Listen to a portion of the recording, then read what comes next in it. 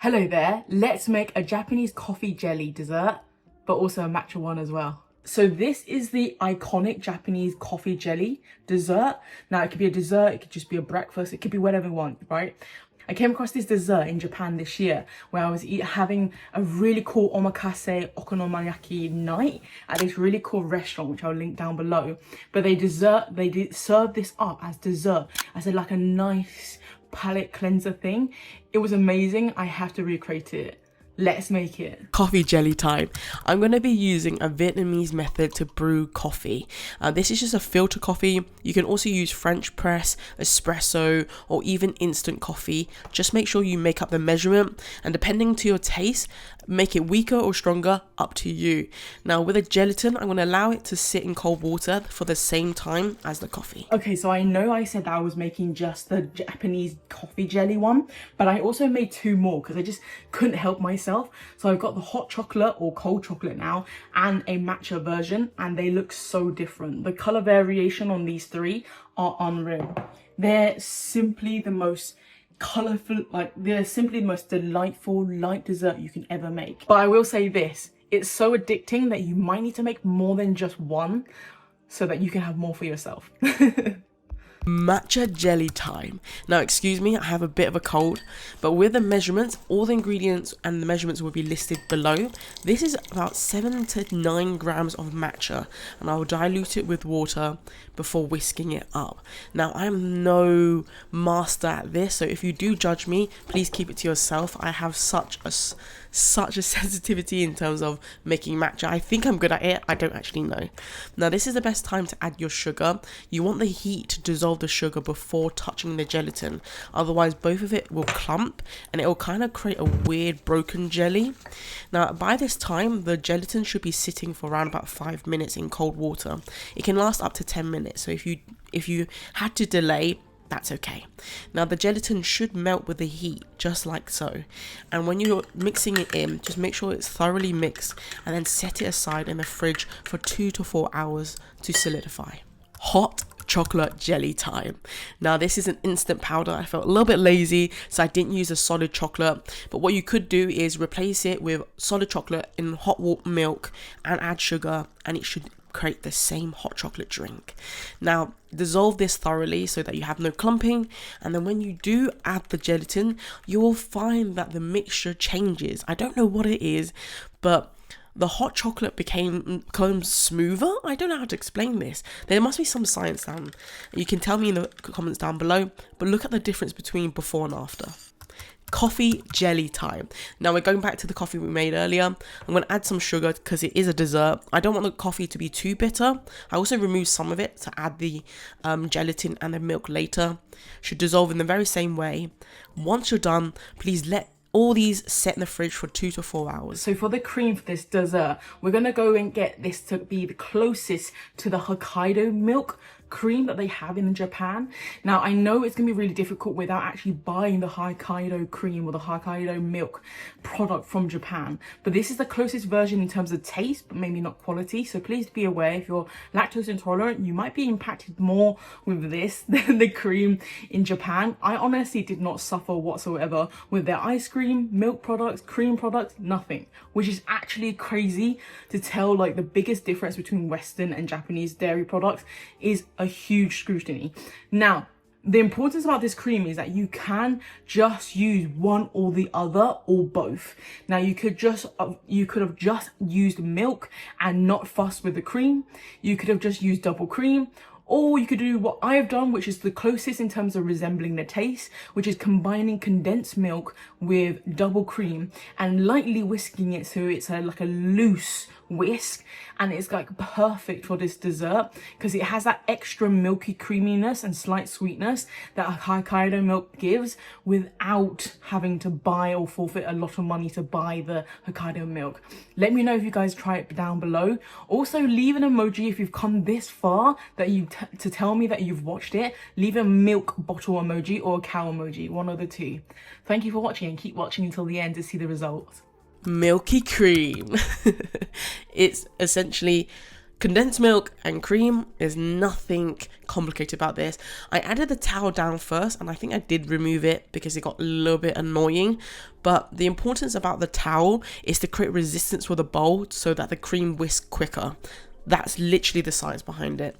I don't know if there's a better explanation, you guys can let me know. But at this point, what you want is essentially to avoid even soft or hard peaks. You just want it to be still drizzly, still thick, pourable, but you can still create ribbons in the cream.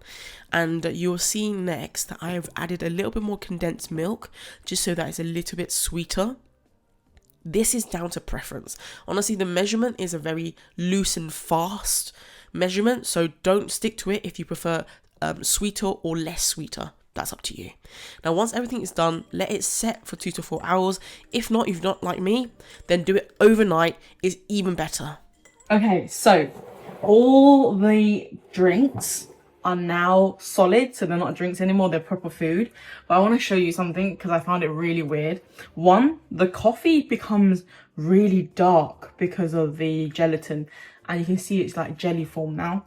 The hot chocolate or the cold chocolate now, it's also really viscous and dark, but also solidified. The matcha, however, the least solidified. I can't even explain to you. And it's also separated, so this is clearly the water pit, that's the matcha there. And then if you can see how like weak the jelly is to this, really strange. I don't know why. The three of them are so different. Let's see if I can show you. The three, even though they're equally like filled, have such different textures to them. It's so weird. What I'm gonna put is the milk cream on top, and then we can try them. I'm really excited. The one thing I realized about this is that because of how gentle you still have to be, the milk or the milk/cream is heavier than the actual like liquid, even when it's jelly form. So what I recommend is using 2 spoons might be a better way to actually displace the weight as well a little bit, but we'll see. I want to show you guys actually. Let's see if I can do one live. Okay, so this is the cream that we made. I've let all of them sit in the fridge for a little while. So when you're making the cream, you want it to be like whipped enough that it holds its shape, but not enough for it to be stiff peak. How do I do this without breaking it? Okay.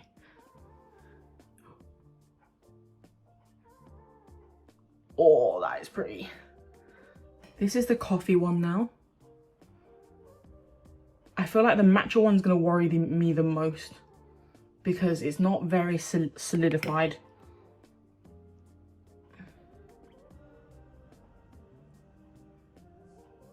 Oh, that's quite a pretty dessert. The matcha one terrifies me the most because of how weak the jelly form it is, but I'm set for now. It's actually staying, so I'm pretty happy about it. But you can tell from the pressure underneath, it's not doing as great as the other two. So I've got a little spoon to spread it out still. I think I could use more gelatin on the matcha one, but it's still really pretty. And look at the 3 layers. That's actually so pretty. That's actually so pretty. And they look good as well. It's so cool.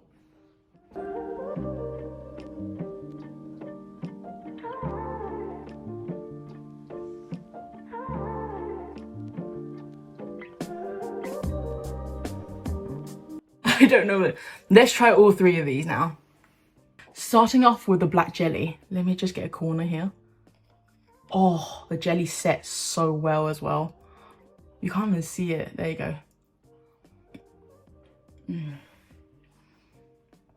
Just like the one in Japan. Perfect. 10 out of 10. You can't even judge. You can't even tell me that it's not perfect. Really sweet and it's really sweet and bitter at the bottom. Creamy at the top. Oh, I get it. I love it. Okay, I'm going to try the matcha one. So this one's up. The matcha one's the interesting one. Matcha one didn't set as well. Yeah, look, it didn't set as well. You can tell. Oh, yeah.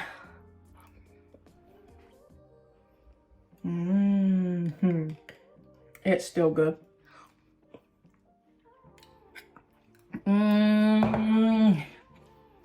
still as good. It's a little bit watery. So I'm going to add, next time I'm going to add a bit more gelatin. So instead of 1.5 sheet is actually, let's say 2 sheets. It should stiffen the jelly up. Also, so interesting how the matcha stuck on the bottom. This layer still tastes like matcha, but it's very, very light until you get to the bottom where it's a little bit bitter. The cream helps with the bitterness, which I love. I think I'm going to give this one a good 8 out of 10. Right, the next one is the hot chocolate jelly, or let's say it's more like it's more like cold jelly. It's more like cold chocolate jelly. But digging in, oh, this one's set perfectly. Perfect set.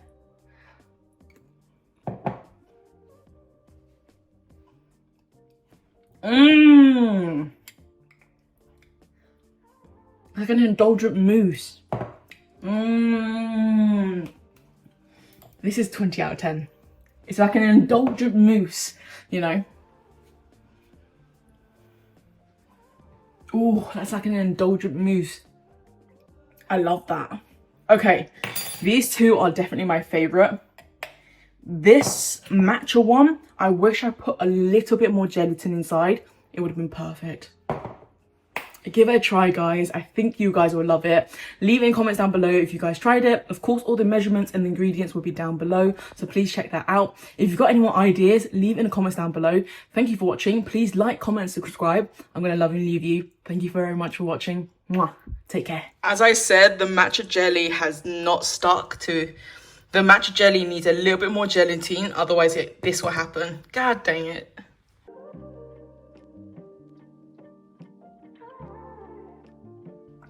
Delicate, bitter.